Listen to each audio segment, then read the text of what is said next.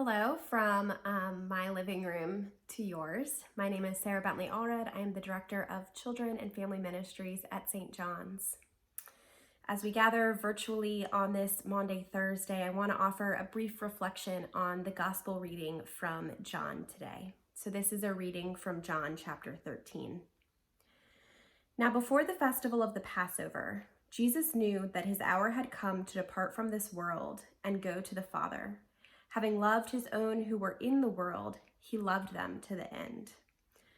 The devil had already put it into the heart of Judas, son of Simon Iscariot, to betray him. And during supper, Jesus, knowing that the Father had given all things into his hands, and that he had come from God and was going to God, got up from the table, took off his outer robe, and tied a towel around himself. Then he poured water into a basin and began to wash the disciples' feet and to wipe them with the towel that he had tied around him. He came to Simon Peter, who said to him, "Lord, are you going to wash my feet?" Jesus answered, "You do not know now what I am doing, but later you will understand." Peter said to him, "You will never wash my feet." Jesus answered, "Unless I wash you, you have no share with me." Simon Peter said to him, "Lord, not only my feet, but also my hands and my head." Jesus said, "One who has bathed does not need to wash except for the feet, but is entirely clean. And you are clean, though not all of you." For he knew who was to betray him. For this reason he said, "Not all of you are clean." After he had washed their feet, he put on his robe and had returned to the table. He said to them, "Do you know what I have done to you? You call me teacher and Lord, and you are right, for that is what I am. So if I, your Lord and teacher, have washed your feet, you also ought to wash one another's feet. For I have set you an example that you also should do as I have done to you. Very truly, I tell you, servants are not greater than their master, nor are messengers greater than the one who sent them. If you know these things, you are blessed if you do them. Now the Son of Man has been glorified, and God has been glorified in him. If God has been glorified in him, God will also glorify him in himself and will glorify him at once. Little children, I am with you only a little longer. You will look for me, and as I said to the Jews, so I now say to you, where I am going, you cannot come. I give you a new commandment, that you love one another. Just as I have loved you, you also should love one another. By this, everyone will know that you are my disciples, if you have love for one another. On this Maundy Thursday, as I reflect on our passage from John, in the midst of a global pandemic, it strikes me as a love story, and kind of a bizarre love story at that. Let me point out a few things happening in this passage. This is the farewell discourse in the Gospel of John. We hear that Jesus knew that his hour had come to depart. The context for this reading is Jesus' goodbye to his friends, his farewell actions and words. Right at the beginning of the passage, we hear that there will also be a betrayal. One of these friends who are so close to Jesus will betray him, and Jesus knows it. Jesus and his close friends were at dinner, and then, without any dialogue, we hear that Jesus got up, took off his outer robe, tied a towel around himself, poured water into a basin, and began to wash the disciples' feet, wiping them with the towel. So here we have Jesus saying goodbye to his friends. He's trying to leave well. He knows that his crucifixion is coming, and not only does he know that he will physically suffer, in this story he is painfully aware that he will also be betrayed by a close friend. So here, this is the context for our story of Jesus washing the feet of his friends. Recognizing all that is to come, Jesus chooses to depart not with a lengthy sermon or with some kind of retaliation against Judas, but with this bizarre act of service and love. When Jesus washed the feet of his disciples, it was bizarre, because normally a slave or a woman would wash the feet of men at the dinner party, scrubbing the dust from their feet because they walked in sandals on unpaved paths. But Jesus, as always, turns things upside down. He lowered himself to the floor and touched dirty feet with his own hands. God did that. He washed everyone's feet. Peter and James and John and Andrew and Thomas and all the rest, including Judas. Now, you might be wondering why. And so were the disciples. After washing all of their feet, Jesus gave a hint of an answer when he said, "What I've done here is set an example.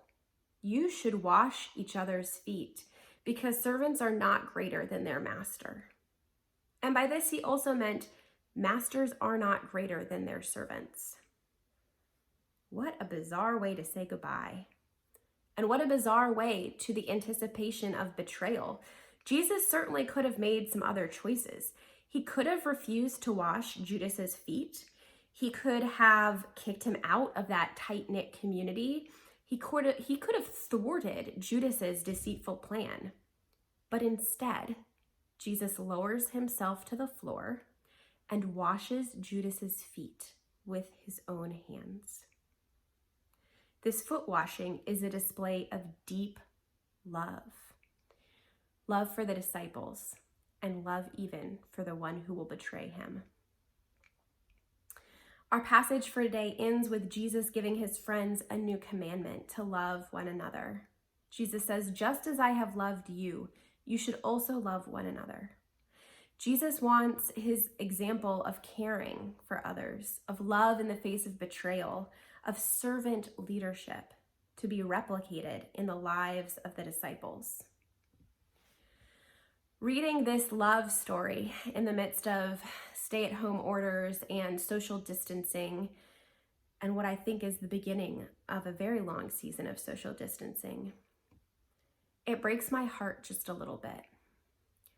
My heart hurts because I want to love people the way that I used to, the familiar way, the way that I know how. I know that people I care deeply about are suffering.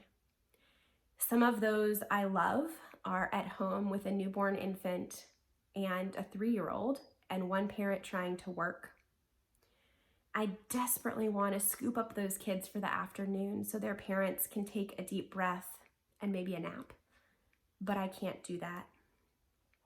Some of those I love live alone and are struggling without their usual gatherings of friends and family to keep them connected and feeling the love. And I desperately want to bring over a cup of coffee and to sit on the couch and just talk, but I can't. Some of those I love have recently lost someone close to them. And I want to wrap my arms around them in a hug. I want to hold their hands and listen to the whole painful story and hand them tissues, but I can't. My heart hurts because I love the traditional Maundy Thursday liturgy. I am a preacher's kid, and when I was little, I used to always acolyte at this service so that I could be the first one to get my feet washed. And I remember exactly how it felt. The altar guild would warm up the water just right, and I remember the feel of someone's hands on my feet and the soft towel and the warm water. The ritual reminded me of God's great love for me, of the church community's great love for me, of my ability to love others. Now, certainly I can do a foot washing at home this evening. I can heat up the water just right. I can find a soft towel, and I even have someone here with me who can wash my feet. It would probably be its own special moment, but let's be honest, it would not be the same.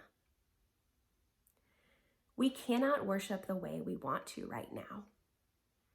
We cannot love people the way that we want to right now, in the way that feels familiar. And that is a great loss. Now I know as well as you do that this too shall pass. Just as we know that after Good Friday comes Easter. But resurrection does not erase death. It does not erase suffering. In the resurrection, Jesus has scars. He has the marks of suffering on his body.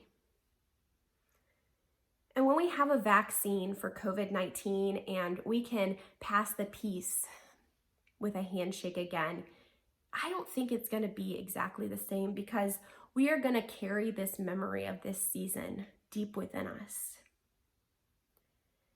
What I know to be true in this painful season, this season of the lintiest Lent ever, as one meme put it, is that love remains.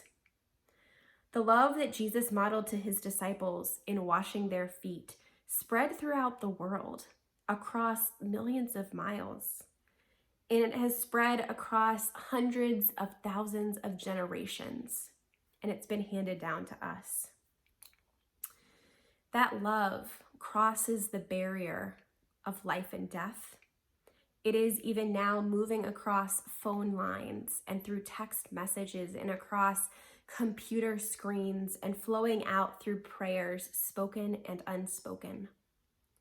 It may look different, but it's there. I have come to believe that love does not triumph or overcome in a way that erases pain, but love persists. Love persists, love remains. And that is something to hold on to. That is some good news. Amen.